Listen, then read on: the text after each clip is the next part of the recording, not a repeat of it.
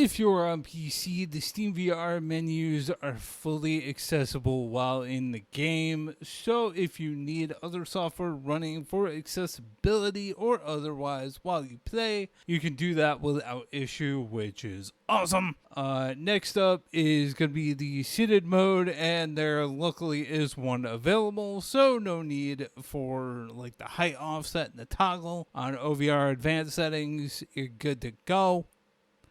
For controls, you can only change the dominant hand, and that swaps movement and turning. I will add to this that whichever hand you don't have set as your dominant hand will be the hand that the whip goes to when you get it. Not really a spoiler, happens pretty quick. So if your non-dominant hand is weaker or has less range, like mine, then you may want to put that as the dominant hand in order to have the whip on your stronger hand, because you will need to put force into using the whip.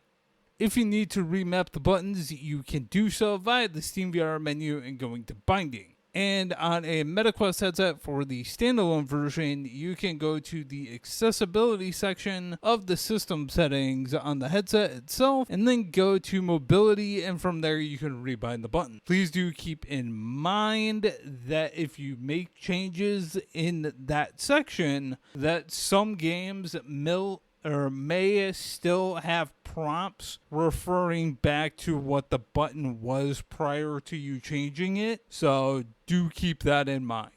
Now for movement and turning types, we have the usual few.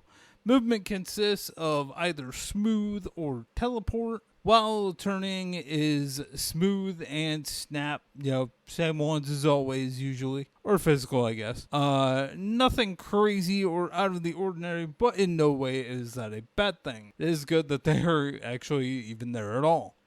Sadly, no colorblind modes are here, but, and a big but, if you are on a MetaQuest headset playing the standalone version, head into the accessibility section and go to visual and then to color correction to find the 3 colorblind modes that you typically will see more in non-VR games these days. And either way, it's very good that these are actually being implemented more often for people that need them.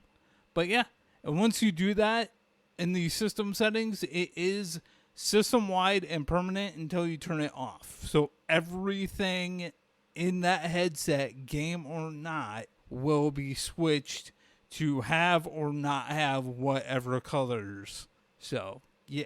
Closed captions are a plus, though, as they are in the settings and you don't have to do anything weird to get. Difficulty modes are here, which is always a good thing. If you want to go easy and just enjoy some craziness, you are good to go. But you also have normal and hard if you desire just that bit more of chaos. The arm and upper body movement levels portion of the overview is here. I don't know why I entered it like that, but whatever. And Bulletstorm is definitely going to be a full. I don't think there's too much of a surprise. From accessing weapons, properly wielding two-handed weapons, and the arm force needed to use the whip, I can't say anything less than full. I really can't.